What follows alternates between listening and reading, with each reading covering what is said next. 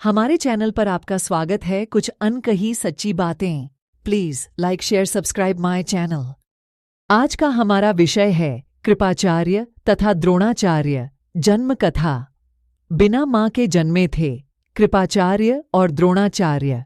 गौतम आर्षि के पुत्र का नाम शरद्वान था। उनका जन्म बाणों के साथ हुआ था। उन्हें वेदाभ्यास में जरा भी रुचि नहीं थी और धनुर्विद्या से उन्हें अत्यधिक लगाव था। वे धनुर्विद्या में इतने निपुण हो गए कि देवराज इंद्र उनसे भयभीत रहने लगे।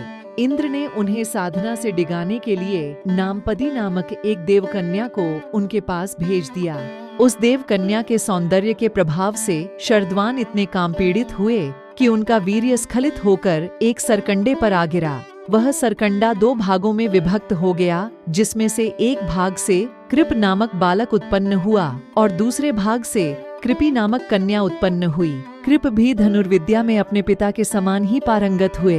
भीष्म जी ने इन्हीं कृप को पांडवों और कौरवों की शिक्षा दीक्षा के लिए नियुक्त किया और वे कृपाचार्य के नाम से विख्यात हुए।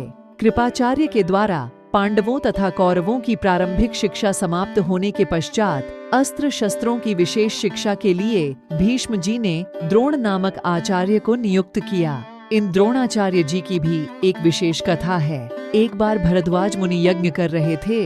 एक दिन वे गंगा नदी में स्नान कर रहे थे। वहां पर उन्होंने घृतार्ची नामक एक अप्सरा को गंगा स्नान कर निकलते हुए देख लिया। उस अप्सरा को देखकर उनके मन में काम वासना जागृत हुई और उनका वीर्य स्खलित हो गया, जिसे उन्होंने एक यज्ञ पात्र में रख दिया। कालांतर में उसी यज्ञ पात्र से द्रोण की उत्पत्ति हुई। द्रोण अपने पिता के आश्रम में ही रहते हुए चारों वेदों तथा अस्त्र शस्त्रों के ज्ञान में पारंगत हो गए। द्रोण के साथ प्रशत नामक राजा के पुत्र द्रुपद भी शिक्षा प्राप्त कर रहे थे तथा दोनों में प्रगाढ़ मैत्री हो गई। उन्हीं दिनों परशुराम अपनी समस्त संपत्ति को ब्राह्मणों में दान करके महेंद्राचल पर्वत पर तप कर रहे थे। एक बार द्रोण उनके पास पहुँचे और उनसे दान देने का अनुरोध किया। इस पर परशुराम बोले, वत्स, तुम विलंब से आए हो। मैंने तो अपना सब कुछ पहले से ही ब्राह्मणों को दान में दे डाला है। अब मेरे पास केवल अस्त्र शस्त्र ही शेष बचे हैं। तुम चाहो तो उन्हें दान में ले सकते हो। द्रोण यही तो चाहते थे।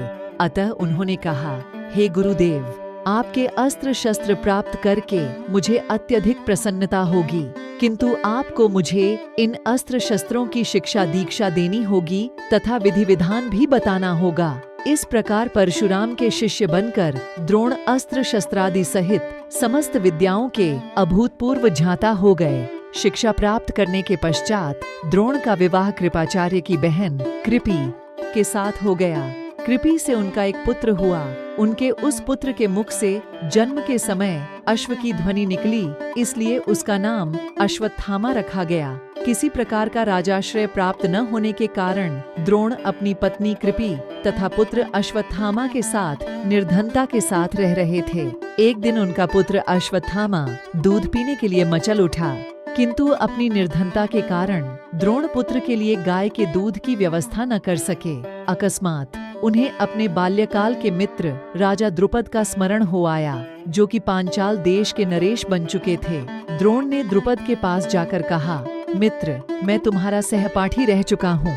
मुझे दूध के लिए एक गाय की आवश्यकता है और तुमसे सहायता प्राप्त करने की अभिलाषा लेकर मैं तुम्हारे पास आया हूँ। इस पर द्रुपद अपनी पुरानी मित्रता को भूलकर तथा स्वयं के नरेश होने के अहंकार के वश में आकर द्रोण पर बिगड़ उठे और कहा, तुम्हें मुझको अपना मित्र बताते हुए लज्जा नहीं आती? मित्रता केवल समान वर्ग के लोगों में होती है, तुम जैसे निर्धन और मुझ जैसे राजा में नहीं।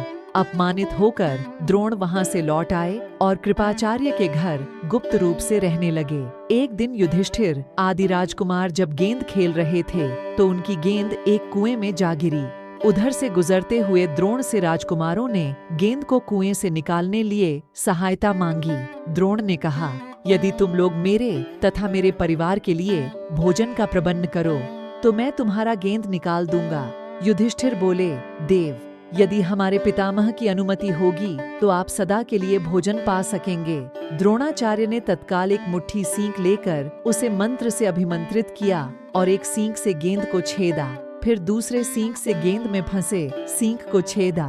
इस प्रकार सींग से सींग को छेदते हुए गेंद को कुएं से निकाल दिया। इस अद्भुत प्रयोग के विषय में तथा द्रोण के समस्त विषयों में प्रकांड पंडित होने के विषय में झात होने पर भीष्म पितामह ने उन्हें राजकुमारों के उच्च शिक्षा के नियुक्त कर राजाश्रय में ले लिया और वे द्रोणाचार्य के नाम से विख्यात हुए।